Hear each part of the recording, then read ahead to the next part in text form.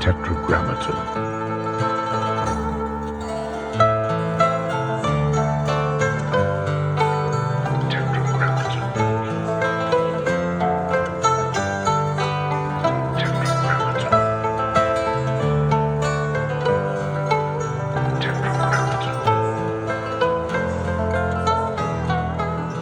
When I first got the gig with John Lennon, I walked in and I got to work with him for 2 weeks in the very beginning.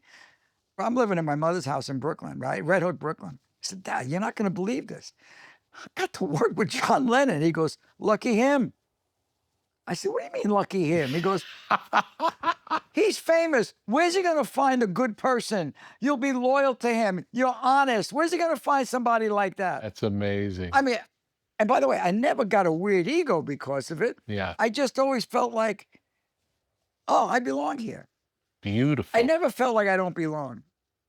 And like, that's why I never breathe my own exhaust. So I don't think like, oh, wow, I had a hit record. I'm like, who doesn't? You know what I mean? It's like, I was always like, I'm here, this is what I'm doing. And it turned out good. Now I'm insecure of my life completely. I was, but I'm never insecure about where I am with my work. What are you insecure about? It sounds like you have self-confidence. Now I have self-confidence in my whole life. Yeah. But growing up, you know, I was a little guy in Red Hook, Brooklyn, where the currency, well, I'm psychoanalyzing myself. I watched the Martin Scorsese documentary the other day. I felt like I was watching myself. Same story. You know, little guy, tough neighborhood, you know, blah, blah, blah, blah, blah, blah, blah. The currency in my neighborhood was athletics and physicality. You know, if you were a tough guy. I didn't have either one. Yeah. Then what happened was in '63, music became a currency, and I went all in on that, and that's how I ended up where I am. But those other two things stay with you. You know, you become insecure about girls because that's who the girls go out with, right? Right? You want to be a football hero, right? So kind of, I'm making this up right now. I went to a lot of psychotherapy in my life. I think that's where it's coming from.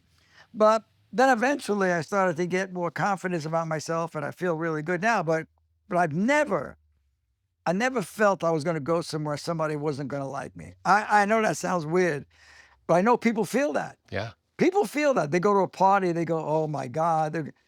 I go to a party, I figure, you know. Life of the party. Let's go, right? You know what I mean? Okay, it was party. John Lennon brought me to a party once. He brought me, it was him, Ringo, Harry Nilsson, and me, and Richard Perry. We went to Roman Polanski's party. What was that like? It was out there. It was everything you think it should and shouldn't be. Yeah. So I went there, but I remember I didn't feel like uncomfortable. I was only 19 years old. Yeah. But I was looking around like, oh, wow, look at this, you know? And because the worst thing you can do in life, if you have some success, is breathe your own exhaust. It is so fucking boring. And it reads, when people see you, they read it. Yeah. They read it. I don't know how to fucking do half the things, 90% of the things I do.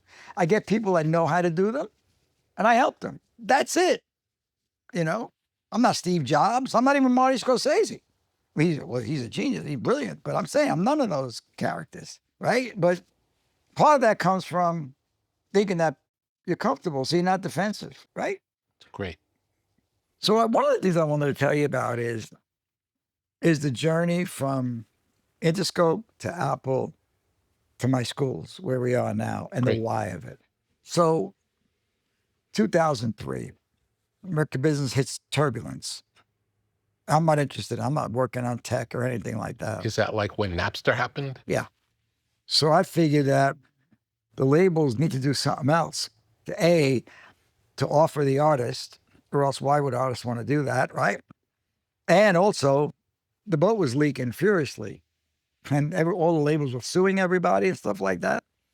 So I get a call from Doug Morris, who was running Universal, said to me, go up and see Eddie and Steve Jobs and Eddie Q about iTunes. So I went up there and I met those guys, and it just was so fascinating to me to see what they had going, both technically, but culturally. Mm-hmm. You know, in Steve, you had a guy who understood not just overall culture, but understood popular culture. He was kind of like, you're too young actually, like a Morita kind of guy, the guy who founded Sony. He had the Walkman. He bought Columbia Records, the compact disc. He had it, right? He was a tech company that had popular culture. He was the first that looked like that. Actually, I think Steve got a lot of it from him. I think so too. I think he said that was like one of his inspirations. Yeah, well, it had to be. Yeah. So I go up there and I get completely infatuated with the whole ecosystem of music to digital distribution. At that time, were we still selling CDs? Oh, yeah. Okay. Oh, yeah. But I found a new love. The way I fell in love with music, I fell in love with the idea of this ecosystem. It just felt natural to me. And it felt culturally relevant. It didn't feel like a machine. And that was a lot to do with Steve Jobs, who, we spend most of our time together talking about Bob Dylan and John Lennon, because he loved the Beatles and he loved Dylan, And we helped him EQ iTunes at one time and, whatever. We just helped wherever we could. I felt the party was at his house. I felt that was the direction and it could be a really good direction. And I didn't have any interest or thinking that it was possible that we could build our own iTunes. That was beyond my even comprehension, which I later realized I was just not sophisticated enough yet, right? Yeah. So the power of MP3s and the whole thing just kept getting bigger and bigger. So I realized, okay, if we're going to be a record company, we have to do more than just this. If we're not going to distribute our own records, we have to create other businesses. Of course, part of it, I saw what you guys were doing in hip hop. Russell, Puff, these guys were all doing very entrepreneurial things. And I said, that looks really smart, because they bring a lot to it. They bring fashion, they bring taste. It was the whole movement. It wasn't just the music. That's right. So we tried a bunch of things, and the great story of me and Dre running into each other, because Dre was really upset with the earbuds. Yeah. The iPhone. The white wired free headphones that came with the iPod. And the iPhone. And it was so powerful, the reach of that thing, that every kid in the world was walking around with that thing. So Dre says to me, my kids are listening to music on their computer and those earbuds. Sounds terrible. I spend all day doing it. I spend every day, and it sounds horrible. He said, there's got to be a solution for this. What is it? Then about 6 months later, I ran into him, and he told me that great story. I mean, it is a great story now, where he said to me, my lawyer wants me to sell sneakers. And I said, no, Dre, speakers. Because remember what you said, right? And I said, okay, headphones. Oh, okay. And he said, we can do that?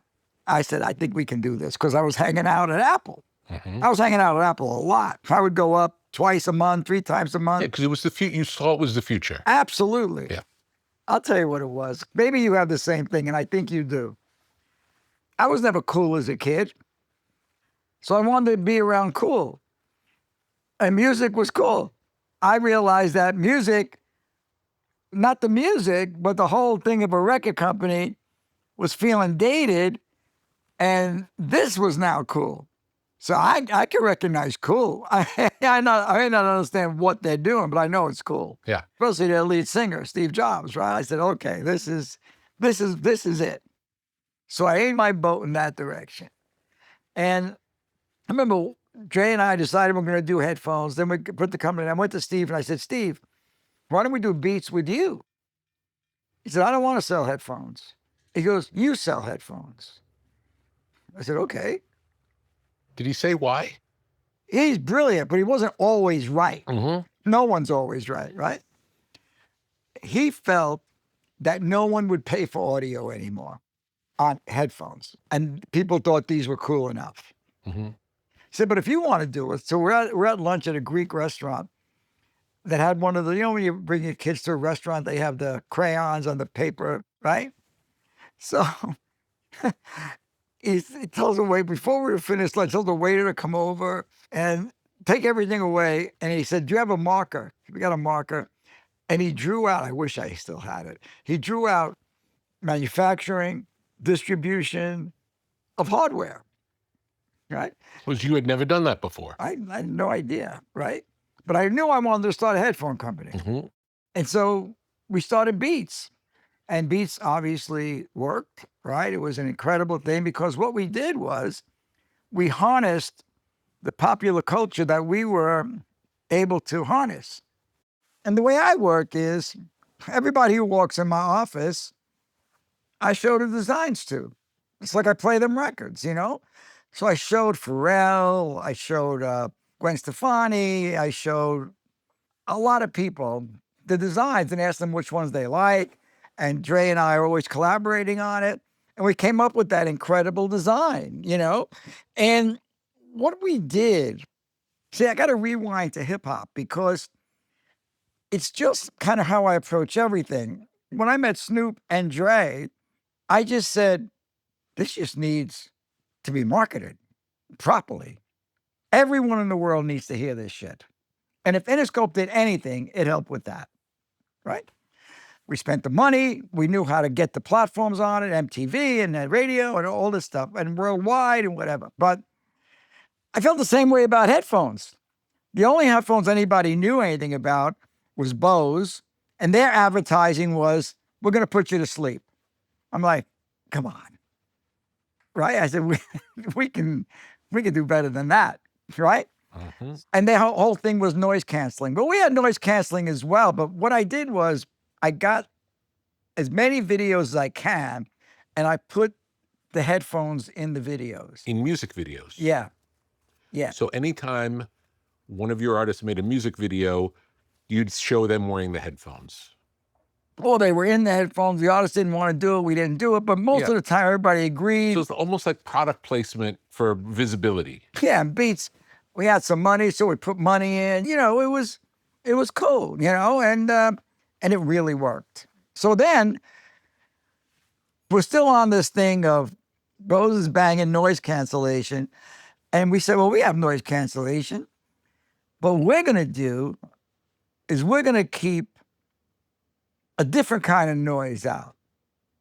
So we made a commercial with Kevin Garnett, the basketball player. Yeah. And he pulls up in the bus for the game in Philly, which is the roughest crowd in the world. He gets off the bus and they're throwing eggs at the window and all this stuff. So he takes the headphones and it's called Hear What You Want. And he put it on his head. Great. And that was it, right? So that took us from go to sleep to no, you're not going to sleep. You're going to put on music and hear only what you want in the world. And that's what music does to you, right? So I was producing a movie, More Than a Game, with LeBron James and Maverick Carter. So Maverick was in my office and I had a box of Beats there. I gave them to Maverick. And Maverick went home, gave them to LeBron. And LeBron's a big fan of Dre. And they called me back and they said, can we have 15? We're on our way to Beijing for the Olympics. And I want to give it as a gift to the Olympic team. So I said, LeBron, do me a favor. When you get off the plane, have the guys wear it when they get off the plane. Right? So I have no idea the impact that's going to have. These guys. Televised all over the world. All over the world. It's unbelievable. So the dream team is coming off the plane and they all have the headphones on. Some around their neck, some on their head. So then what we realized is, And that really did come from Maverick being in your office and you giving him headphones. It wasn't like a marketing plan of like, let's figure out how to get it to the players at the Olympics. No, that came later. But still, it happened in a very organic way. That's right. Amazing. So now what we took from that was, sports. Nobody is doing headphones in sports. Yeah. No one. Some football players had headphones, but no one, that was the drive of their marketing. So then we get Dre and LeBron, and we put them in a gym together. And we imply that if you wear these headphones, you could work out harder because music's going to inspire you to work harder. Wild. And then we had a guy named Omar, who was our marketing guy, who was terrific. He figures out a way to find all the equipment guys on all the teams. We didn't go to the people that owned the Giants. We went to the equipment handlers. And we put in everybody's locker, we put headphones. So now all of a sudden, just like a gift. You turn on the NFL, and these guys all have the headphones on in practice, right? So we had LeBron, and then we had this infiltration of the NFL first. So we moved kind of away from music a little bit and went heavy into sports. Yeah. Also interesting because at first he wanted to make sneakers, which is what was for the sports. Right. And then you do headphones because that goes with the music. Right. And it ends up coming back to sports. Very interesting. No, it's crazy. Crazy story. It was crazy. So simultaneously, I still was bugged by distribution. From the early 2000s, I wanted to have a streaming service. As a matter of fact, even earlier than I met Steve, I had a little bit of an attraction to it. We started this TV show, me and Doug, right? It was supposed to be a streaming service. But when Spotify started, I said, okay. So I bought, me and Trent and the people at Beats and our crew, we bought Mog. It was a foundering sort of streaming service. We bought it because my dream and Trent's was that you make the music, you put it out, you distribute it, and then you have the instrument that people play it on, right? Which was headphones, right? So you could also make sure it sounded good through that whole chain. Exactly. You know, Trent wasn't involved in Beats, but he was involved in Beats music. And he was extraordinary in Apple Music as well, I'll tell you that. So we have it, and I've always seen everything in one place. But now what's going on is, I didn't know this. What we were doing, which was unusual for the day, was really multidisciplinary behavior, where tech, you can't get any more different than building hardware than to making music. You know, people always say to me, well, you and Dre are recording engineers. Of course you build a headphone. I said, Bruce Springsteen's a guitar player. If you gave him 2 pieces of wood, it's not going to come out as a guitar, okay? Period. Or anybody, Keith Richards, any guitar player, right? So now we sell to Apple. I realized that... Did you sell the headphone company first? So it's the music streaming service, which is now Apple Music. Yeah. And the headphone company. Yes, same time. Okay. But I realized that all these companies, at the time at least, Google, because I visited them, and Microsoft, they were really engineering societies. They really were. Where I learned that engineering and design and everything else that falls underneath that, art and creativity, they're siloed when they learn and they're siloed when they come out. Narrow expertise. Yeah, siloed. Yeah. Right? So then I wanted to bring social into streaming when I was at Apple, right? And Trent and I wanted them to buy Musical.ly. It's now called TikTok. They changed the name. Really? Yeah. Musical.ly became TikTok. Yeah. Musical.ly was a social app. Oh, music.ly. Yeah. I remember. Where you get a song, you make a video, and you put it up, and your kids can become involved. They dance and all this other stuff. I like the social aspect of it. I always wanted music streaming to breathe in and out so people can react, so people can communicate with the artist. I didn't want it to be an ATM machine. More of a sense of community around the artist. Yes, rather than an artist having to go Instagram, now TikTok, Apple Music, Spotify, Amazon. Right now, because of that sideload mentality, none of them have social. None of them. None of the streaming services. I don't know. They feel they can't do it. I don't know what they feel. They really think I'm wrong, right? Because I told all of them. But it led to me realizing that there's a breakdown of communication between technology, design, and any form of the arts. So I left Apple, not because of that, but I had an idea.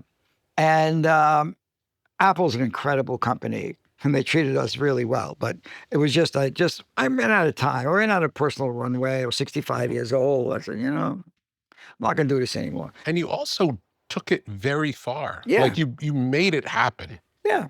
But I didn't finish the thought. Mm-hmm. So, because I'm a good top line guy, but a lot of times what goes underneath it, I need a lot of people and I need a lot of cooperation.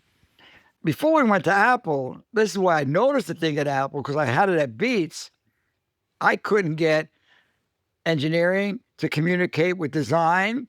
And then I had these other 200 creative people around us, and no one knew how to communicate. And what would always go on, and I think a lot of people, like they were speaking different languages? And sometimes on purpose. Really? Yeah. I mean, a lot of time engineers do it on purpose.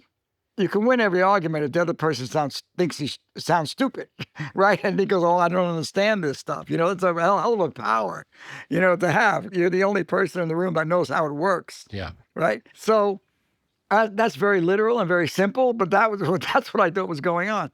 So I said, what really needs to happen, and I told this to Dre, is education should not be siloed.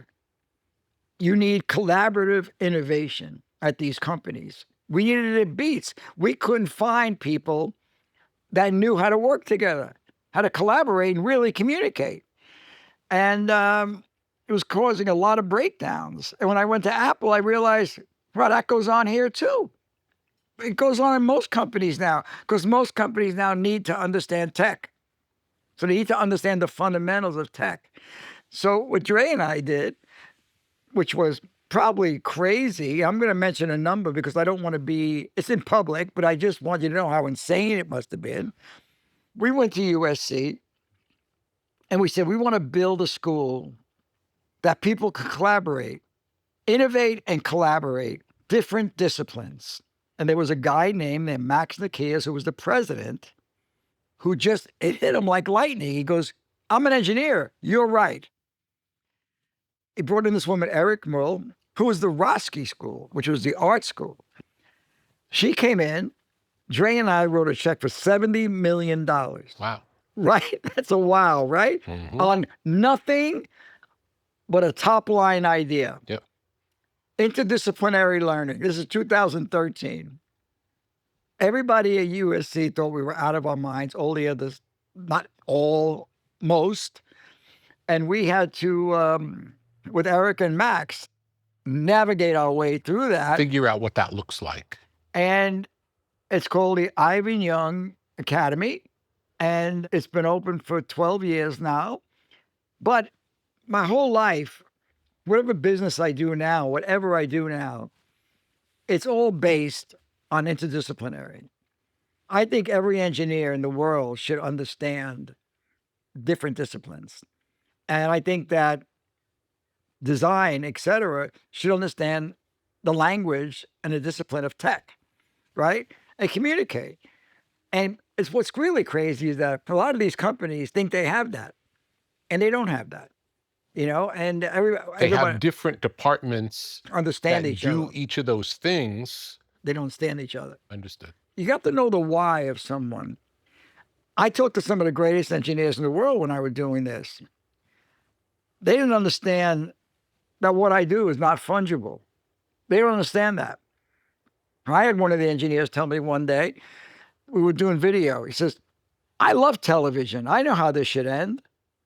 That means you don't understand the why of Steven Spielberg, right?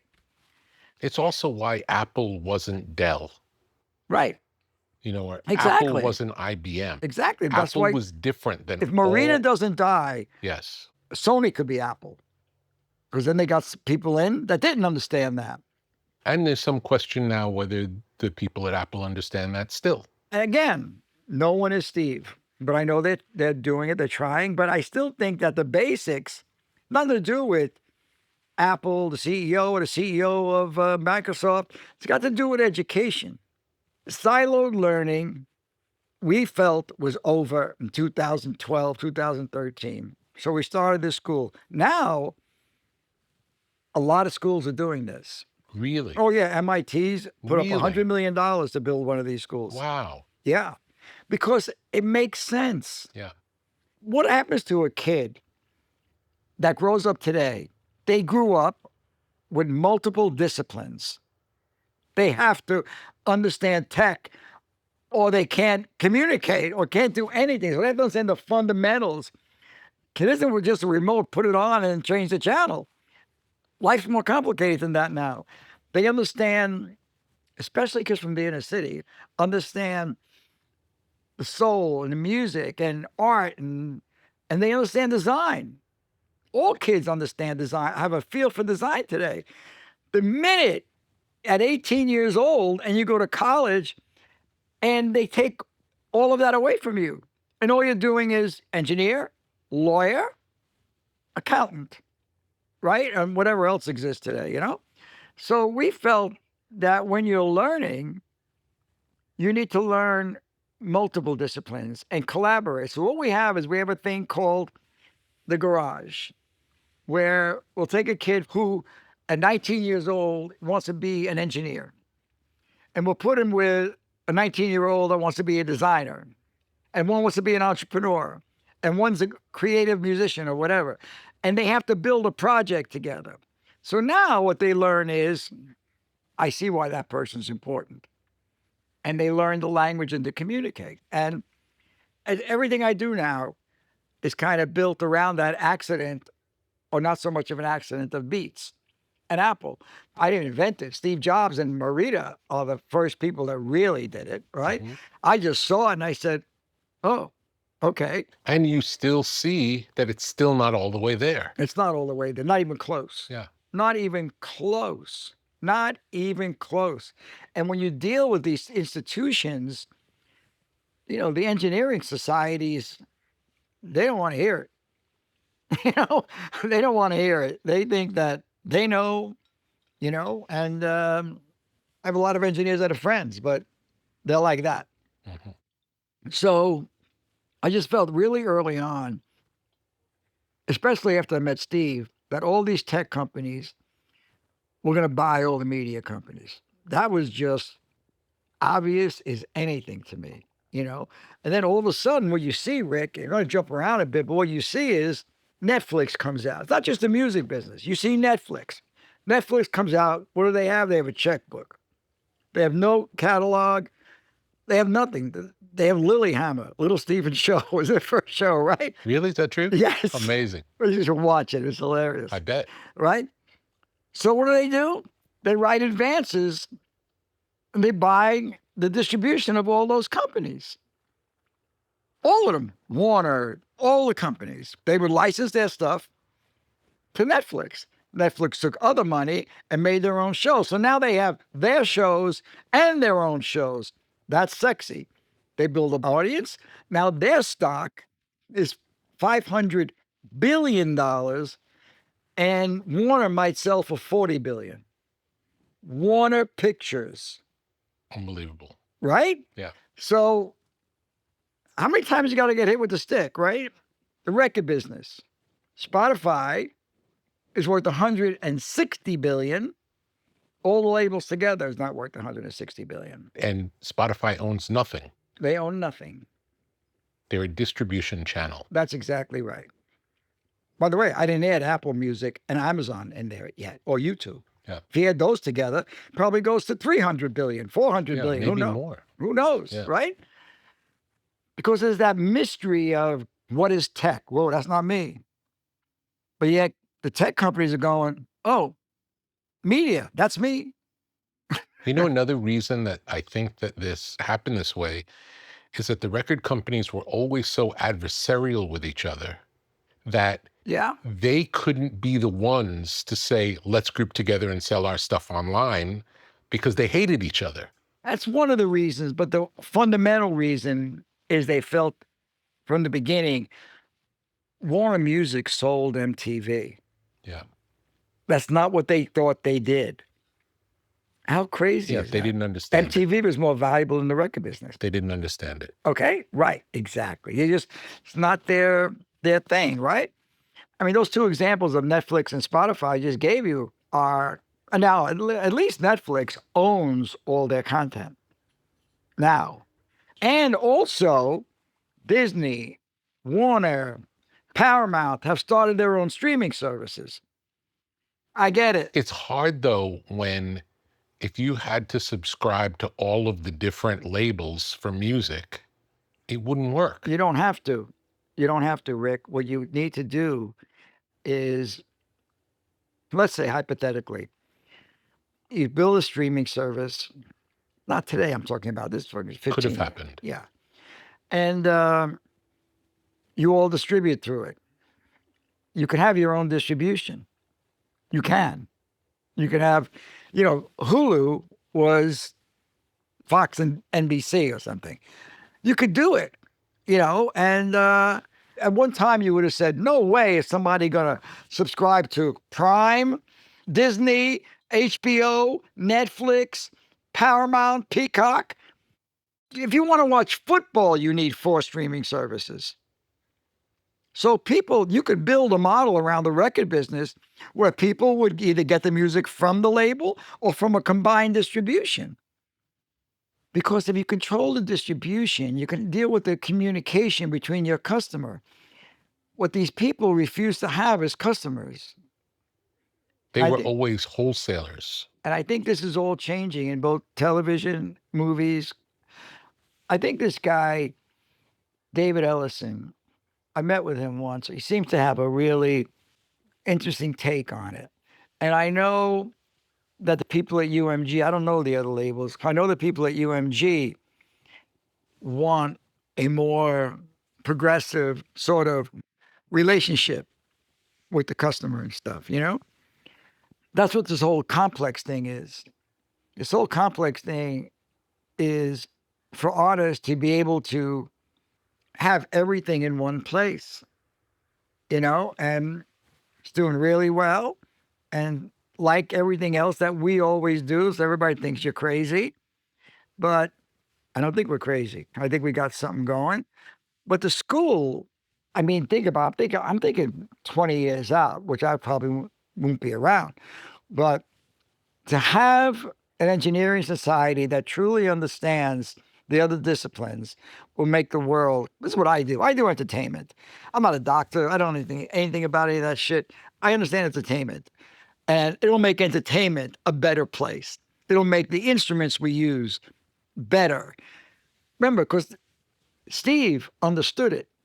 And the iPhone is still the most powerful thing in the world, right? It's the most powerful instrument. But he understood it. He could communicate it. And that's our little goal. That's why we built this school. And it's a great model. And this is one where we want everybody to copy us. And by the way, we know nothing about education. You just see what's missing in the picture. Yeah, that's how we operate. Yeah. I didn't know how to build a headphone, neither did Dre. But we got it built.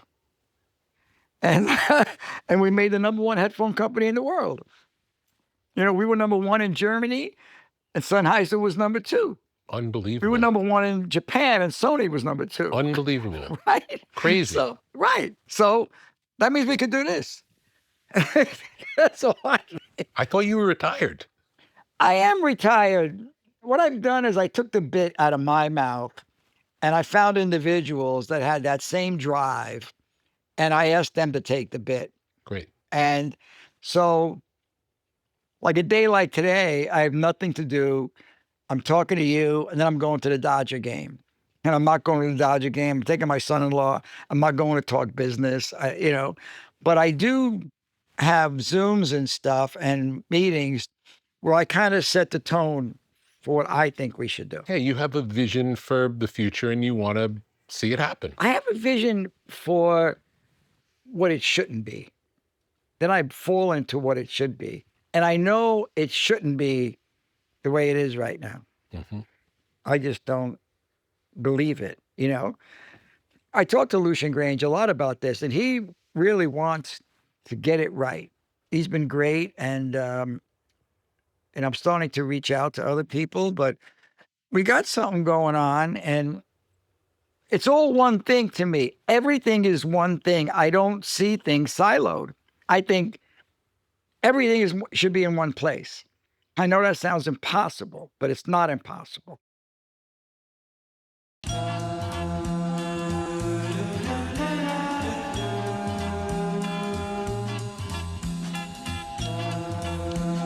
LMNT, Element Electrolytes.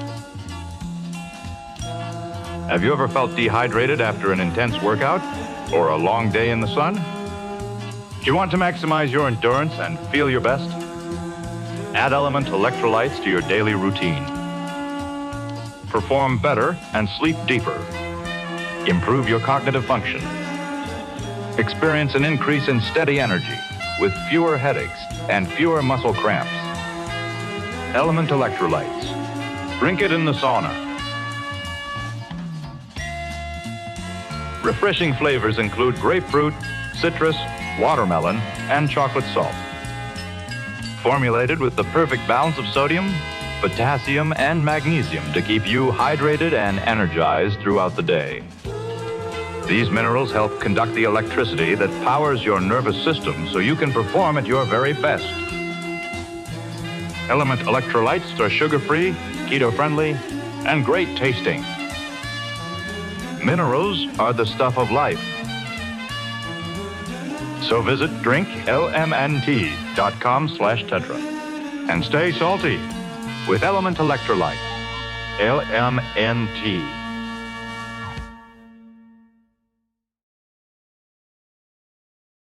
Of all the groups on Interscope, who were you most surprised by their success? Wow. Surprised. I was surprised at the scale of Black Eyed Peas, Really? how big they could become, because they came to us as a alternative rap group. I have others that I'll mention, but Black Eyed Peas, what happened with Black Eyed Peas is a fabulous story that you'll love. Tell me. So I'm with Bono and Edge in France, and they were on Interscope at the time. And Still, no? yeah, but they're trying to do something. And I always, How did they end up not being on Island Records? I never understood that. They were Island Records. well, Chris was gone. I see. Chris was gone. Who's another person they liked? Me. I see. So when we sold to Universal, Bono went to Doug and said, I don't have anybody here that I know, like I know Jimmy and I knew Chris. And Doug said, yes. Doug, it made sense to Doug. Mm-hmm. And the first thing we did together was Beautiful Day, and it was fantastic. Incredible. I didn't write it, but, we all made it happen, right? And then I brought Bono to meet Steve, and we put their songs in the commercial, all that stuff, right? So anyway, so Black Eyed Peas was one, definitely. No Doubt was another, I believed, but they came a long way in their songwriting after 5 years. We had a lot of And they artists were an alternative rock ska band. Ska. And they turned into a pop sensation. Yeah. You can't plan that. Yeah, you can't. Because when they start out as something else and then they cross over to pop, that's always interesting. Like there were some real hard rock bands that made a real penetration, like Helmet. Yeah. That was very, very aggressive that I thought, I thought they'd be niche, and they became much more than niche. But I would say that, I'm such a cheerleader. And I'm so optimistic. I wake up every day, I'm completely optimistic.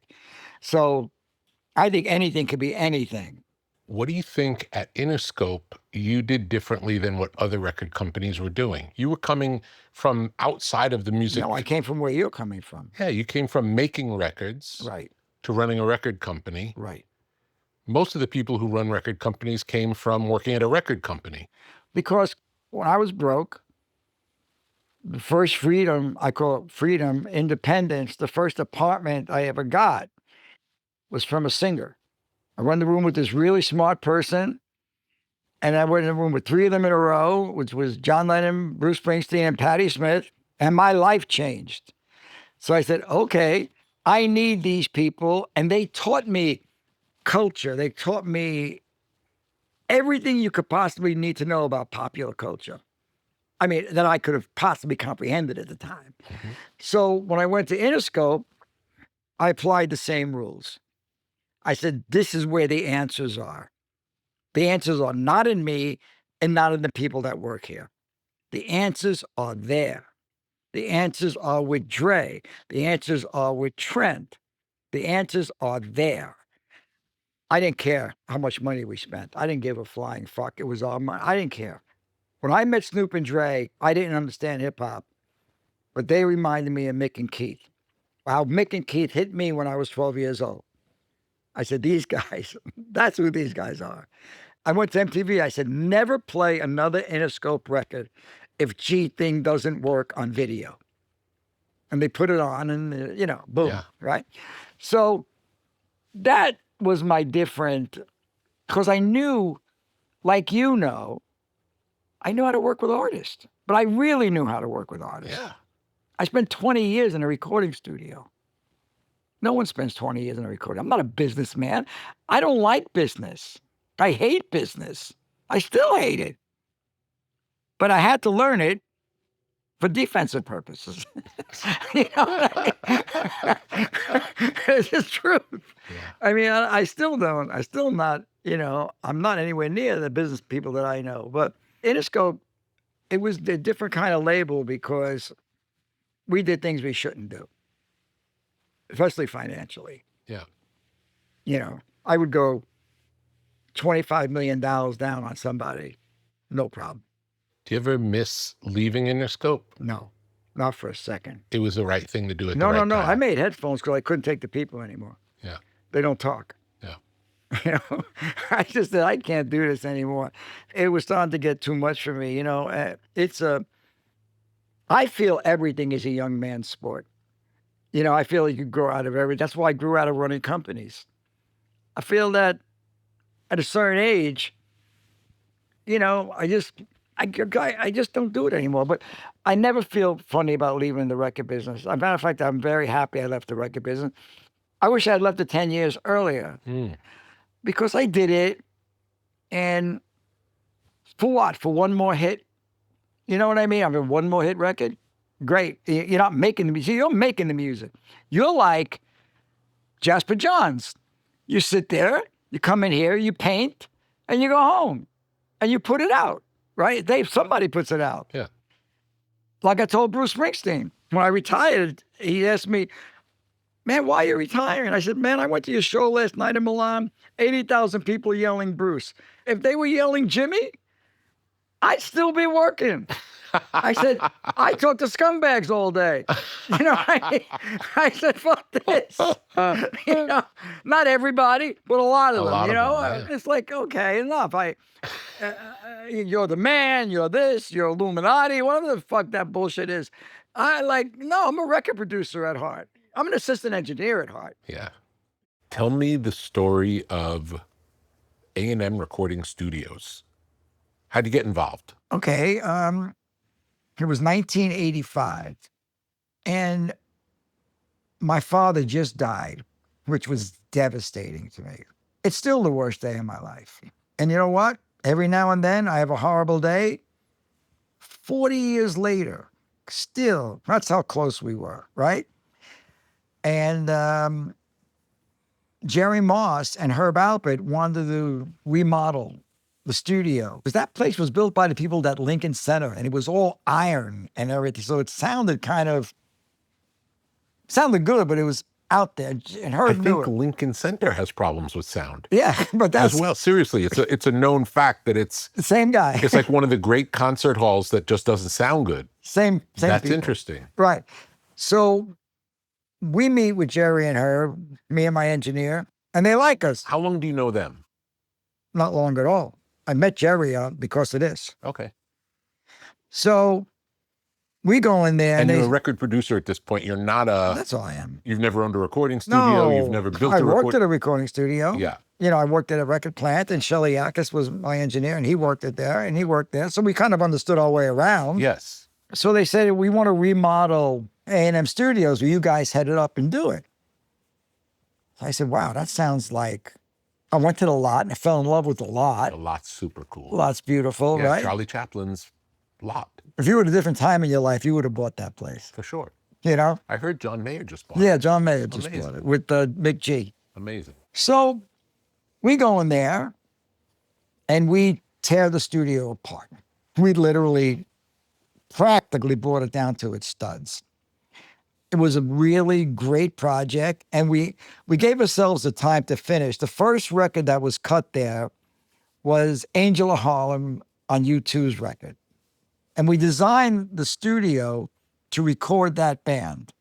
So there was two of the studios, the two main, A and D, they had the big studio part, and then they had these big open booths surrounding it with glass doors. So you could put the drums in there, you could put a guitar. It was all about not needing blankets. And what people don't understand is when you record, a lot of people put blankets and baffles and all this stuff.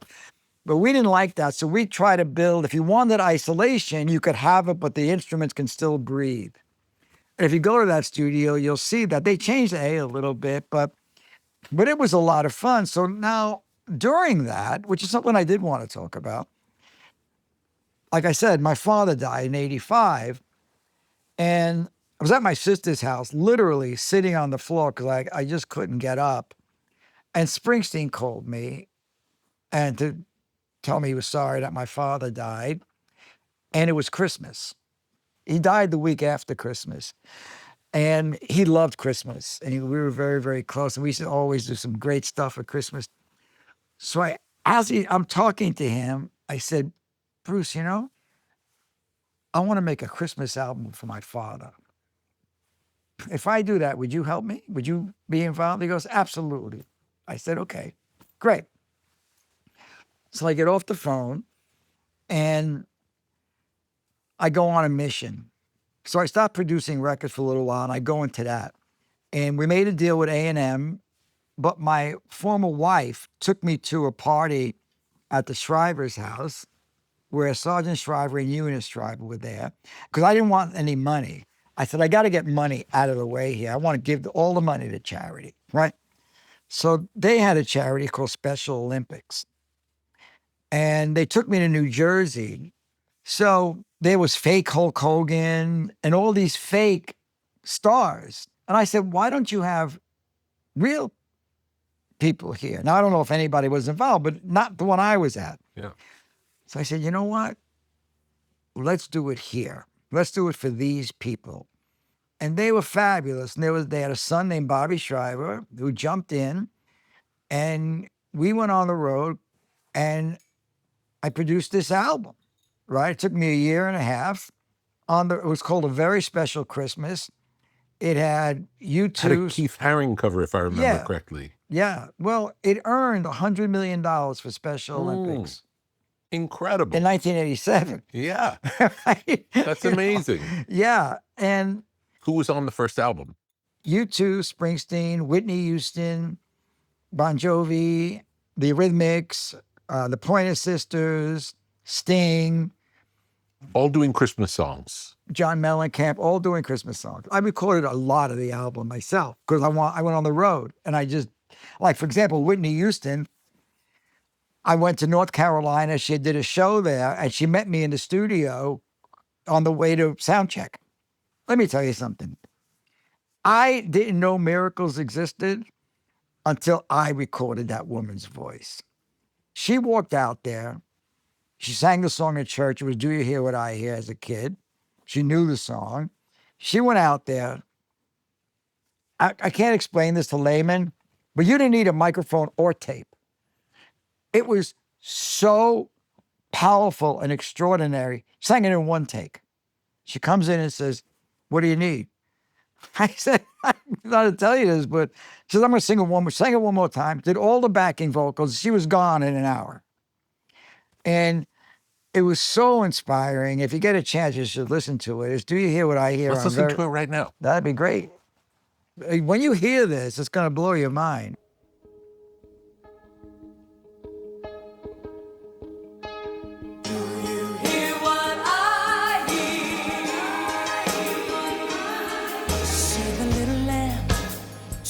Shepherd boy, do you hear what I hear? What I hear, moving through the night, shepherd boy, do you hear what I hear? What I hear, a song high above the tree, with a voice as big as the sea. With a voice as big as the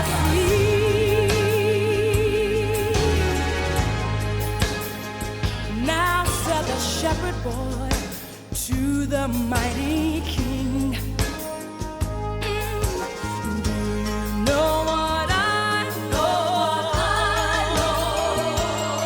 In your palace, warm mighty king,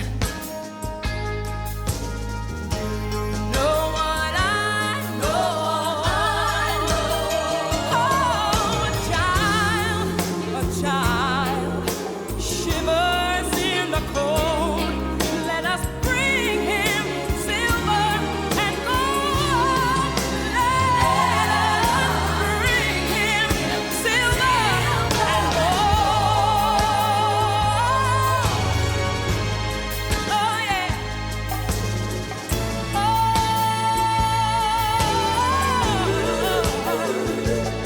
said the king to the people everywhere. Yeah, listen to what I say. Pray for peace and people everywhere. Oh yeah, listen to what I say. Oh, the child sleeping in the night, he will bring us goodness and light. Yes, he will bring us goodness and light. Yes, he will. I know he will. Oh, yes, he will. Do you hear? Do you hear what I do? You hear? Do you know what I know? What I hear? What I hear? Do you know? Do you know? Do you know? Do you know what I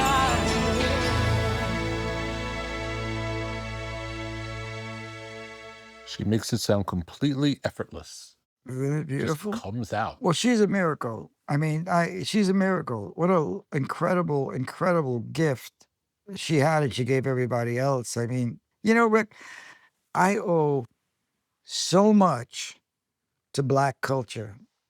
And when I hear that, I just realize that, you know, especially since Dre entered into my life and all this stuff that I've been able to do since 1990, right? Mhm. I owe so much to Black culture that I'm going to spend the rest of my life trying to just touch the debt that I owe, you know? And it's really, hearing that just, I go back to that day. It's one of the greatest recording days that I had in my life. The instrument was just so Yeah. awesome and intimidating. Makes it easy for you. Oh my God! Yeah, she needs me like she needs. She doesn't need me. You know, I just was. I just went to North Carolina.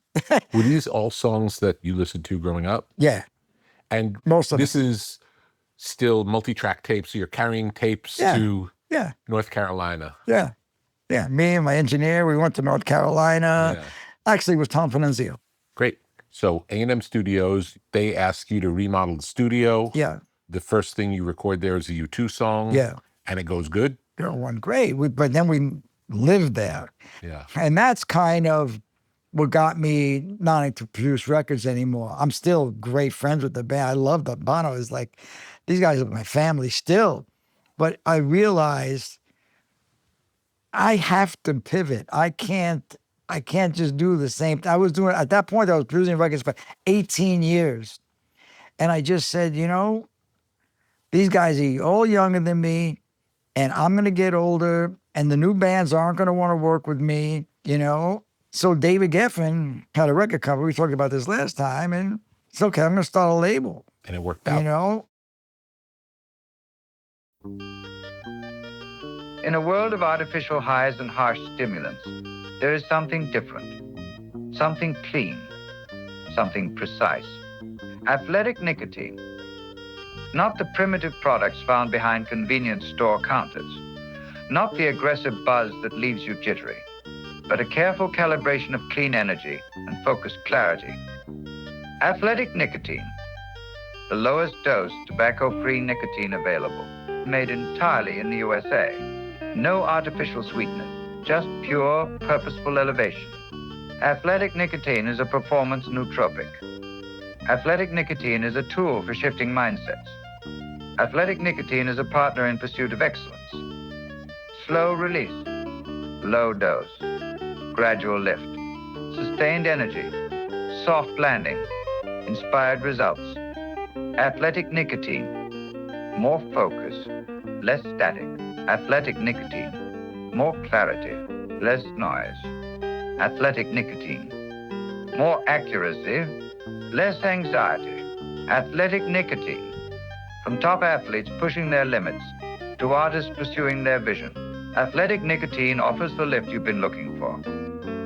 Learn more at athleticnicotine.com/tetra and experience next level performance with Athletic Nicotine.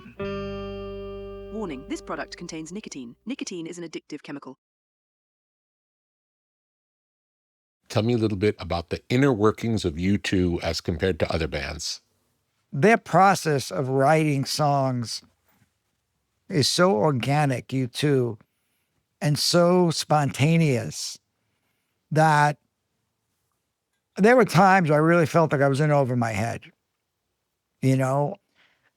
Brian Eno and Daniel Lanois are an incredible act to follow. Those guys cover a lot of ground. So you worked with them after them? Well, I worked with them before on a live album, but then we made the studio album To Rattle and Hum after them. I see. We made some good music. I think they wanted to work with me because it was a very Americana kind of thing, and I knew how to do that, but I was with Brian Eno and Bono about 3 years ago in a room. I think it was Bono's house or in a hotel or something. And I looked at Bono and Brian and I said, I'm the second best record producer in this room. and Brian was very gracious, but those guys are really talented. But the way they produce is actually, it's painful. And actually, they give birth to music. It's not like somebody walks in and says, "Hey, Jude." They don't come in with a song. Not all the time. Most of the times they don't. They come in with an idea and a rough, and then it forms in front of you, and it's like, it's magical. Yeah. But and it can take a long time. Yeah. But it's really magical in what they do, because they create magnificent music. But and you work with a lot of artists. Would you say that the way they do it is particular to them? Yeah. Yeah. Tom Petty walks in with a song. Yep. Bruce Springsteen walks in with a song. Stevie Nicks walks in with a song. Stevie Nicks will walk in with a song, sung over another song on tape, right? And then you've got to figure out the arrangement and everything. But it's the song. Yeah. So they, for example, when I was in Hawaii with them after On the Blood Red Sky, because they do it all different ways, I went to a sound check in Hawaii with them, and all of a sudden I hear Adam playing something, and Edge, Ken Larry, and I hear Bono humming, da-da-da, da-da, and he's singing. He doesn't have the words really yet. In the name, he's singing in the name. And I hear at sound check pride forming. And I said, holy shit. That's why I so desperately wanted to produce the next album, which Even was... before they had words, you could hear Oh, yeah. it was magic. Oh, yeah. Yeah, that song. Man. And I wanted to produce the next album desperately because of that song. And I would have done a good job on that song, as the rest I wouldn't have gotten as good as Brian and Danny. So they didn't hire me, which crushed me. But they brought in Danny and Brian, who did a much better job than I would have done. Much better. And it set them up for Joshua Tree, which Danny and Brian did as well. And then Joshua Tree obviously was Joshua Tree, right? But they're a different kind of band. They work more song, Edge, and Bono now, you know? Mm-hmm. I mean, they always wrote the songs, but again, I haven't been in the studio with them in a long time, but it's unlike anything I'd ever seen. Tell me the first time you met Springsteen. I had just finished working with John Lennon. We were going to go in the studio, and he had a song called Tennessee Williams. And we were going to go in the studio, and Sean, his son, was born. And we had the studio booked, I think it was for April. It was 1975. And John called me and said, come up and see me and Yoko. So I went up there. Did he play you the song? We played me the song at the record plant. So you've heard the song? Yeah. Great. That's why I say it was Tennessee Williams. That was the name of the song. Because I don't think that song's ever come out. I think it has come out somewhere. Oh, okay. It's somewhere. Let me look, because I would love to hear it. I've never heard it. Look on YouTube. Yeah. Or it turned into another song. Okay, let's see. Tennessee, oh Tennessee, That's it. what you shown to me. Your words like water, pure and clear. The sadness of your soul reveals the music of the sphere. Concealed behind your spirit mind, your poet's love and fear. America, America, your heroes are alive. Your faded men in glory will survive. Madness in your soul. Did he typically write on piano? Both. So I went to Dakota, and he and Yoko was sitting there, and Yoko spoke, and she said, Jimmy, John's going to retire for 5 years.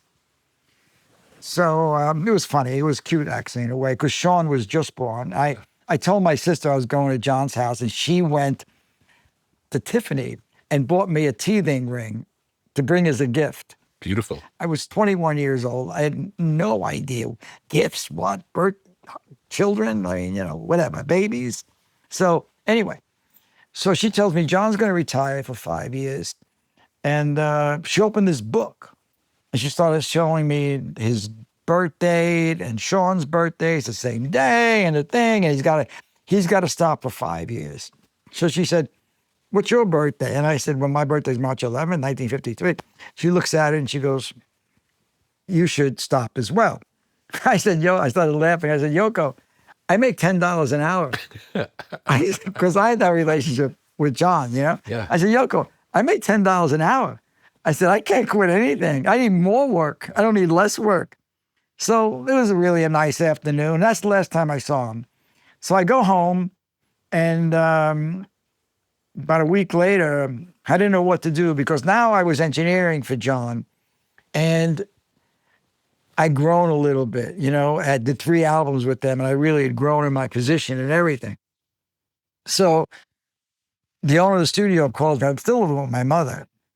It was Royce Carlin. He said to me, I need you to come in. We got this guy, Bruce Springsteen. Another studio just threw him out. We're slow, and we could use the business, and you're good at teaching other engineers how to use our studios. I said, man, I don't want to do that. You know what I mean? I just don't want to do it, right? Yeah. And he started yelling at me, and then he called my mother. And he said, I do everything for this guy. My mother starts yelling, this is Roy. He's done everything for you. So I go to the studio, right? And it's Bruce Springsteen, John Lennon, Mike Appel, and the band. So I'm working with them. I'm showing the engineer how to do things in the studio, make him comfortable. And the next day, he's gone. So John looks at me and says, look, one reason or another, Louis was a great engineer. He said he had to leave. can you do this? I said, absolutely. What was your feeling that first day? Well, I walked in on him writing Thunder Road. Good day.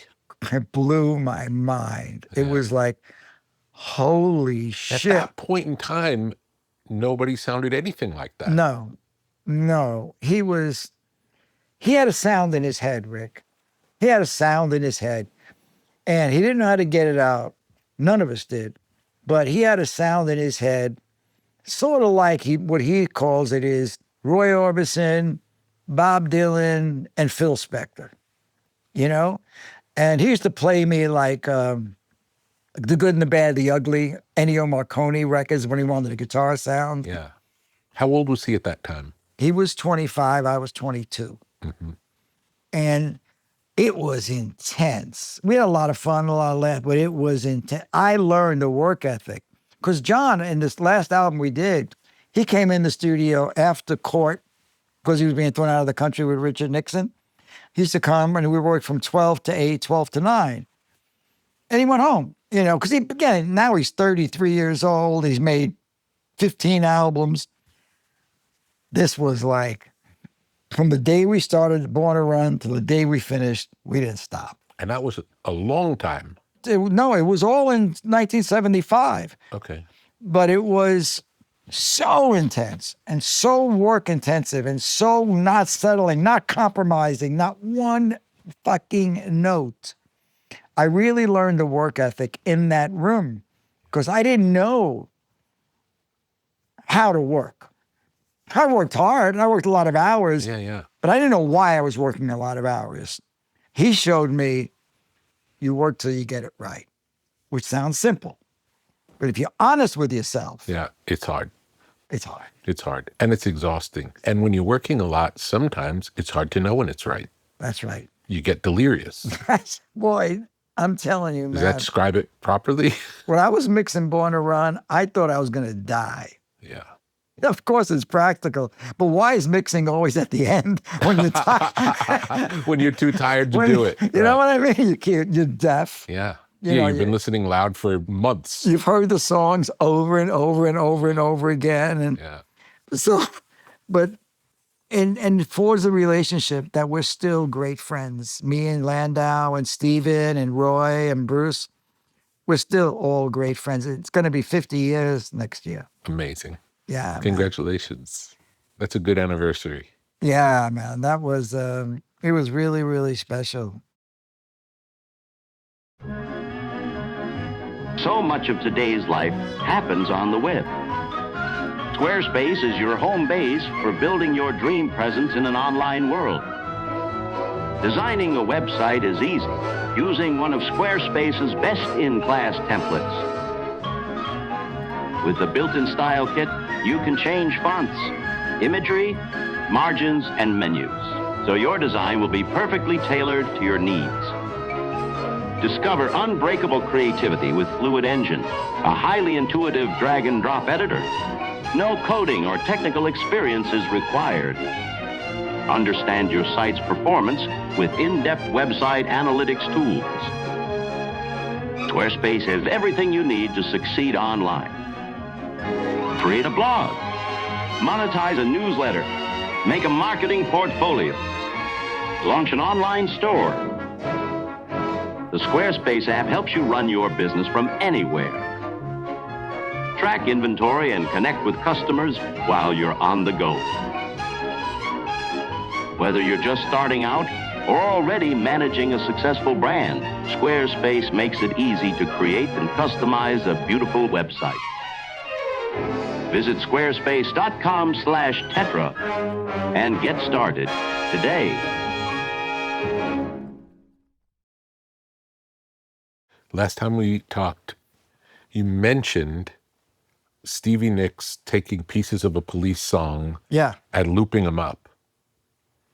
Other times that you were in the studio where somebody did something that you hadn't seen before, like a new technique or a new technology or doing something in a different way? Well, because I'm so old, I was on a session one day, I was producing, and there was a guy, a guitar player that was a session guy, and in between every take, he would not listen back to our playback. He had a little computer that he put headphones on, and he would go over to his own computer. And so I said to the guy, hey, man, what are you doing? Well, the guy's name was Roger Lynn.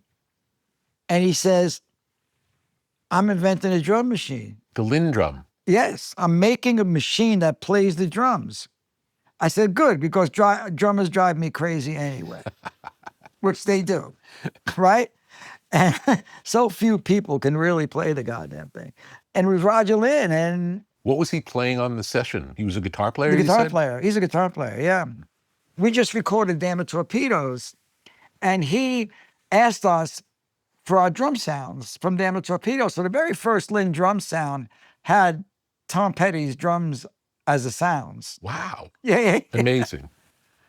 Any other times you could think of technical stuff that was new? Well, first of all, we were lucky at Record Plant because we were the hottest studio, and we were around the corner from a lot of tech companies like Eventide Clockworks and stuff like that. So we would get the first phaser, the first digital delay. And if you listen to Walls and Bridges, you hear like hours, you hear delays all over the place. Because what happened? They were new. It was like when the Beatles discovered stereo, the drums are on the left, the vocals on the right. You experimenting, right? So that's why I always was curious about technology, because in those days when you got something, you got so jazzed just to try it, you know? I also remember quitting producing when the SSL came out, because I was just like, okay, I don't know how to handle this. This is too much for me. It's like a new language. Yeah, it was a whole new language I had to learn, and I was just like, everything came to a head, you know. Tell me more about Bruce beyond the work ethic. Yeah, Tell me simple. about the guy. Very simple. Zero compromise factor about his art, his work, and his dignity, his morality, his life. Zero compromise. You can't buy him, you can't sell him, you can't rent him. I was for rent. You mentioned something about they were going to drop him. Yeah, oh yeah. I don't know that story. After the second album, Columbia was going to drop him, and I hadn't known them yet. And Mike Appel was the manager and producer at the time, and they had to really scamper around for studio time and stuff like that. And then they started recording, and the label heard it, and they got back interested. I think a song leaked or Born to Run leaked or something, and he didn't care. This guy had nothing, but he didn't care. He's an all or nothing guy. He is one of the most just unbelievable guys. Remember, I walked into him, it was a very different place in his life than Lennon. Because Lennon is what I knew. I did 3 albums. You know, when you did 3 albums. Yeah, but he already had been in the Beatles. He was already huge as you could possibly be. And as a solo act. Yes. Imagine.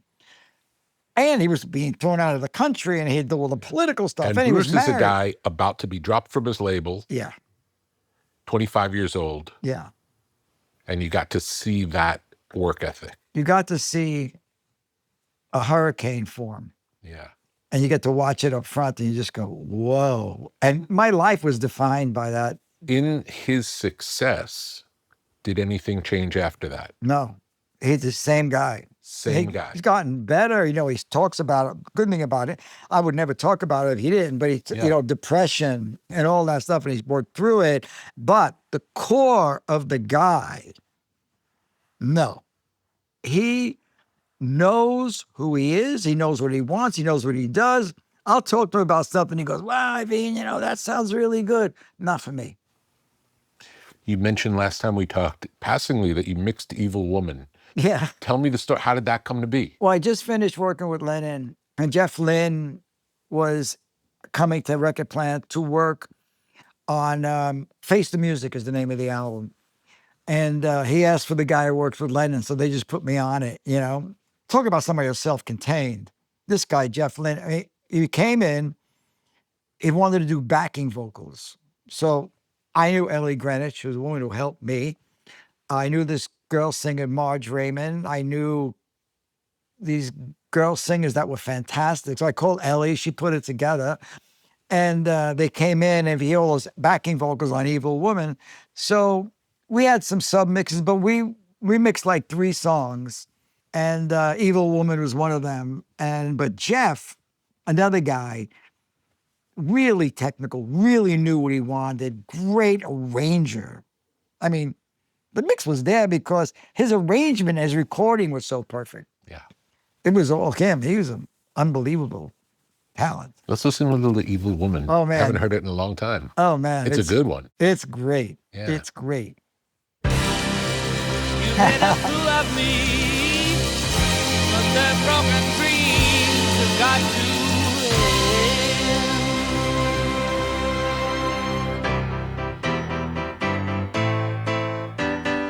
You hear the girls come in, listen.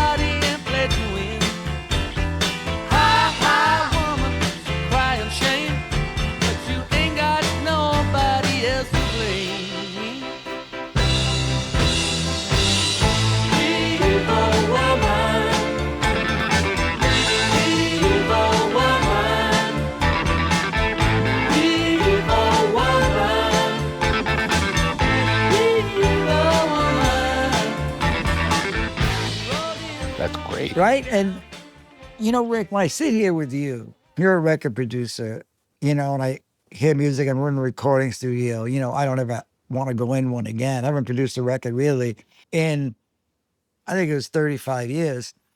But I realized that I never liked business. I like music. I like getting ideas and doing them. Yeah. But I don't like business. There's nothing about it. I just don't like it. Yeah, something you said about having to deal with people that you didn't like to deal with. Yeah, well, convincing people, the worst thing in the world is have to convince somebody of something. It's a lack of freedom. Yeah. That's what you're talking about. If I could flip the therapy for a second. Yeah. Having to convince somebody of something is a lack of freedom. It's the worst. It's the worst. Yeah. And I never want to do that. That's the gift I gave myself when I left, because again, I don't know how to work without really doing it, right? So I call myself retired, but I'm retired from that. Understood. I wake up in the morning, I get on a Zoom, I help my son with his company, I help my wife where I can, but I'm not driving. Yeah. The hook's not in my mouth. Yeah. You can do anything. You can make money, but I had to spit the hook out. That's great. I couldn't take it. Great. How much better is your life now? My physical numbers are 10 times better. Everything is better. It's just a better life. Yeah. Is it just a question of less stress, or is it something else? It's just less 100%, stress. 100%. Yeah. Because I turned that part of my brain off, Yeah. the drill bit part. Yeah. Because I used to scan for problems, especially ones that I couldn't resolve, and then go in and fix them. But if you're running a company, there's an unlimited amount of that. It never ends. So if I go into a company now that I'm involved in or I'm invested in, they got a problem, I can say, okay, try this, this, and this. Then I leave. Yeah. You know what it's like? It's like grandkids. The kids bring the grandkids over, you love them, you give them everything you want to do. And then they leave. And they go home, right? And you love I love my grandchildren as much as I love my children. Yeah. But I don't feel like I'm the only person. Not obligated. I'm not the only person raising them. Yeah. He has a mother and a father that don't want me to interfere like that, right? So what advice do you have for retiring? Well, my thing was very important that I get myself out of the position of my name being on something and being my responsibility. Apple Music was my responsibility. Beats Music was my responsibility. Beats was my responsibility. Interscope was my responsibility. I didn't want that anymore. Yeah. Because then anything that's remotely wrong with it, I got to wrestle to the ground personally. Because like any company, you got 3 or 4 really good people and the rest are good, but they're not going to solve problems like this. So what they do is your bell gets rung. Ding, ding, ding. Can you know, and you want it to be wrong because you want the problem to be solved. If they don't tell you, it's bad too. Right, exactly. So, I mean, there were good people at every company I worked with, but I'm saying there are those 3 or 4 unique people that you do the thing with, right? Yeah. So my recommendation is only do stuff with people you like. Yep. Only. Got to stick to that. Good rule. Right? And be in a position where you can always give it back. Say, you know what? If you agree with me, great. If you don't agree with me, great.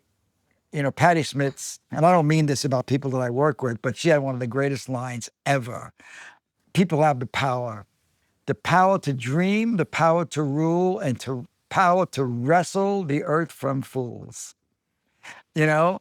And I don't want to wrestle anymore. Whether I'm the fool or they're the fool, I just don't want to wrestle anymore. So, but if I had to really answer that question and rewind my life, I would have gone for therapy earlier so I could learn how to work and be less obsessed. Yeah. If that's a possibility. When I watch everybody work around me, even if they're cool and aren't obsessed, they have really works hard, man. You know, if you're going to be successful, if you want to get to the top of the game, it's brutal, man. And then what is success to you? Right? What does it mean? But I knew one thing, and I'm so glad I did. When I hit 65, I said, no mas. Great. I just pulled the plug out. You still get to do stuff and have fun. I'm doing the stuff that I love to do, meaning I get to do the creative stuff. And if I help people in business, I have instinct for business. I'm not good at business. I mean, everybody thinks I'm a businessman, but I build companies. No, you're an idea guy. Yeah, and I know how to get ideas done. Yeah. That's it, you know? You've had enough success over your life that if you didn't have whatever the last big win was, and the last big win was a huge win, yeah, probably your quality of life wouldn't have changed at all. No. What you're getting at is what we see a lot with our friends and people we see from afar, is nobody wants to give up the uniform. They are that uniform. They don't realize it, but it's seeped into their skin, and they are that job. Yeah. And without it, they don't know who they are. They feel naked. Yeah. They want to go in that room and want people to go, oh, shit. So that takes a lot of, for me, therapy as well. So, because I don't give a shit. We see it happen with musicians who've been on the road for 40 years, and then all of a sudden something happens where they can't do it anymore, and they're completely lost. I know. Completely lost. That was therapy. I prepared for that. I knew, but by the way, I started that 20 years ago. David Geffen said to me, goes, let me tell you something. I know you. Yeah. You are not your job. And don't let that happen to you. And I take great input. I'm a sponge. So if somebody I respect says something, I go do it. I said, okay, I'm not going to be my job. And I'm not. And I wasn't. And it really helped me in life, you know, and I'm still figuring it out. But I like what I'm doing now. I only work with an idea. And if I have an idea, like, you know, I have my friends, I have Bruce, Dre, the guys that I work with still a little bit creatively. And I got this other business my son's working on, and, you know, I'm helping out. And that's it.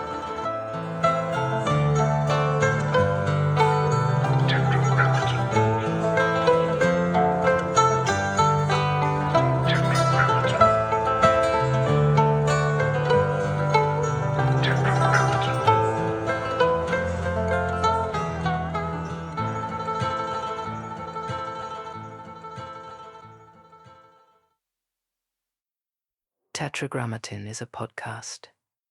Tetragrammaton is a website. Tetragrammaton is a whole world of knowledge.